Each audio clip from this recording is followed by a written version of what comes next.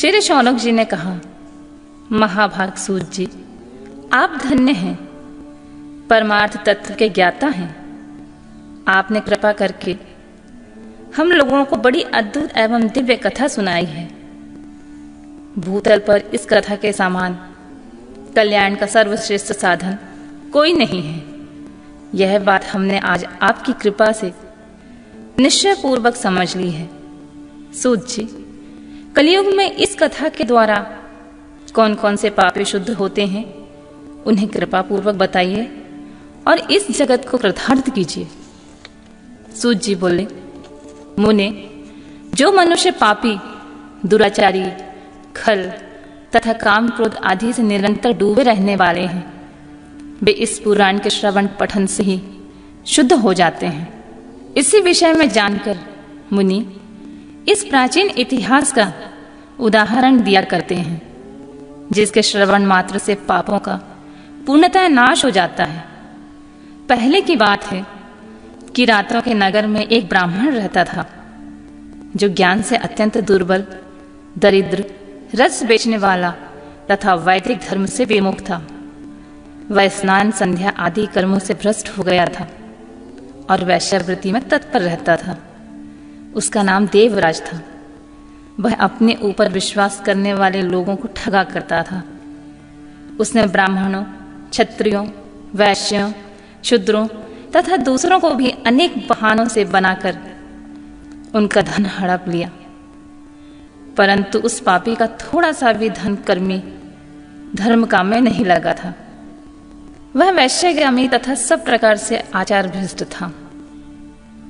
एक दिन घूमता घामता वह देवलोक से प्रतिष्ठानपुर में जा पहुंचा। वहां उसने एक शिवालय में देखा, जहां बहुत से साधु महात्मा एकत्र हुए थे। देवराज उस शिवालय में ठहर गया, किंतु वहां उस ब्राह्मण को ज्वर आ गया। इसी ज्वर से उसको बड़ी पीड़ा होने लगी। वह एक ब्राह्मण देवता शिव पुराण की कथा सुना रहे थे। ज्वर में पड़ा हुआ देवराज ब्राह्मण के मुखार बिंद से निकली हुई उस शिव कथा को निरंतर सुनता रहा। 1 मास के बाद जब ज्वर से अत्यंत पीड़ित होकर चल बसा, यमराज के दूत आए और पाशों में बांधकर बलपूर्वक यमपुरी ले गए। इतने में ही शिवलोक में भगवान शिव का पार्षद गण आ गए। उनके गौर अंग कपूर के समान उज्जवल थे, हाथ त्रिशूल से सुशोभित हो रहे थे।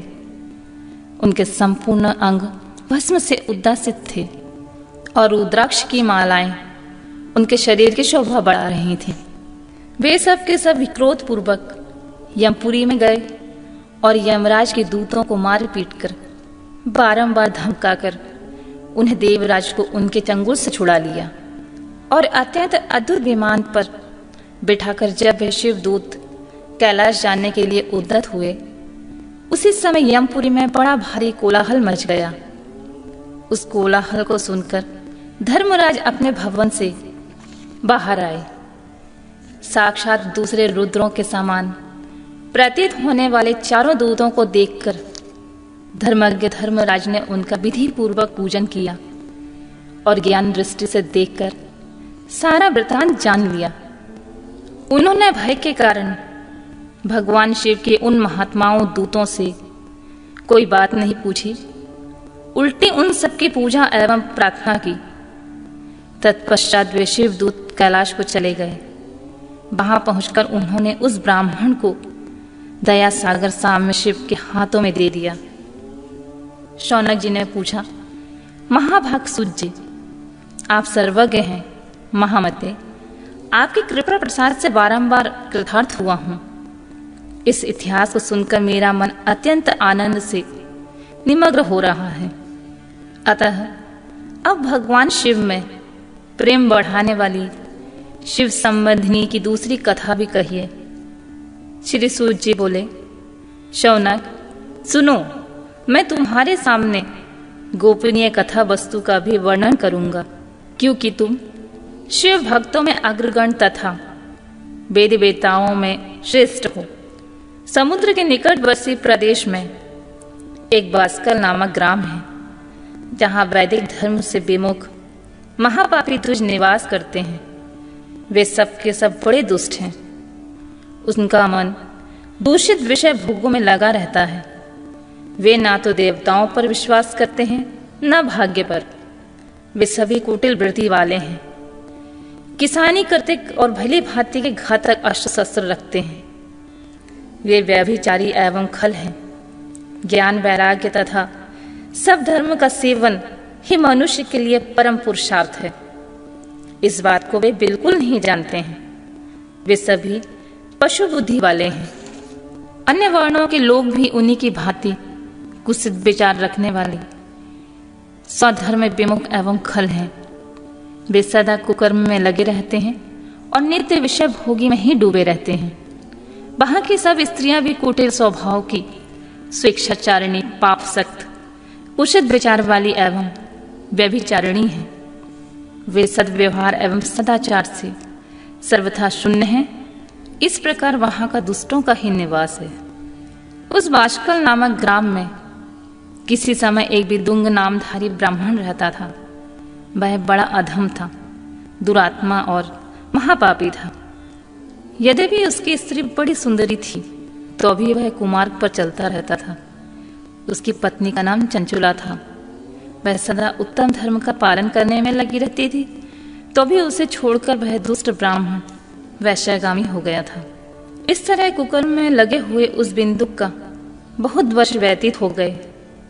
उसकी स्त्री चंचुला अपने काम से पीड़ित होने पर स्वधर्म नाश के भय से क्लेश सहकर भी दीर्घ काल तक धर्म से भ्रष्ट नहीं हुई, परंतु दुराचारी पति के आचरण से प्रभावित होकर आगे चलकर वह स्त्री भी दुराचारणी हो गई।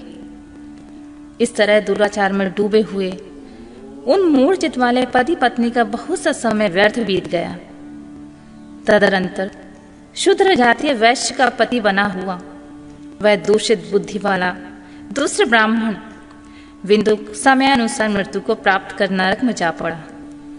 बहुत दिनों तक नरक में दुख भोगकर वह मूढ़ बुद्धि पापी विंध्या पर्वत पर भयंकर पिशाच हुआ। उधर उस दुराचारी पति बिंदु के मर जाने पर वह मूढ़ हृदय चंचुला बहुत समय तक पुत्रों के साथ घर में ही रही।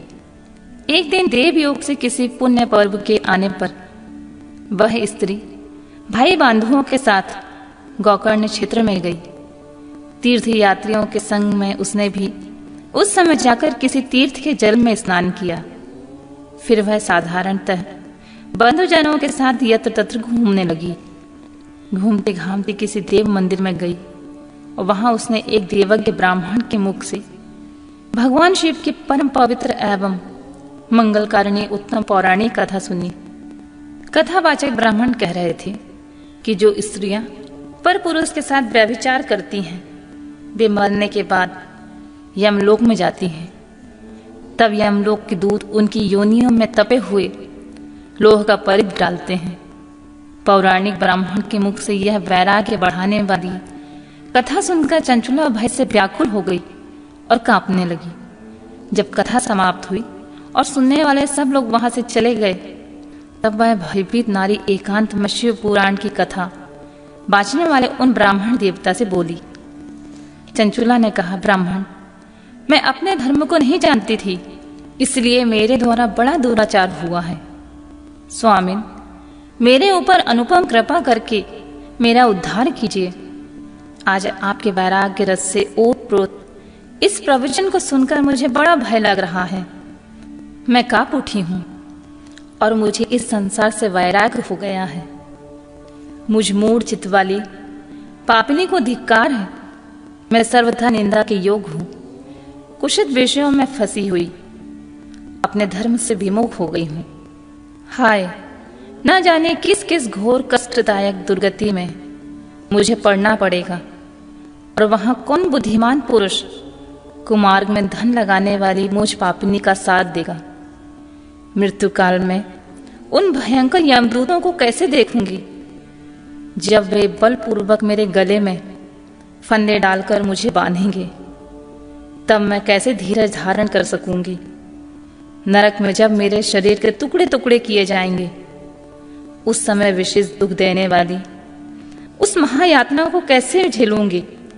हाय मैं मारी गई, मैं मर गई, मैं जल गई, मेरा हृदय विदीर्ण हो गया और मैं सब प्रकार से नष्ट हो गई, क्योंकि मैं हर तरह से पाप में डूबी रहती हूँ। ब्राह्मण, आप ही मेरे गुरु, आप ही माता, आप ही पिता हैं।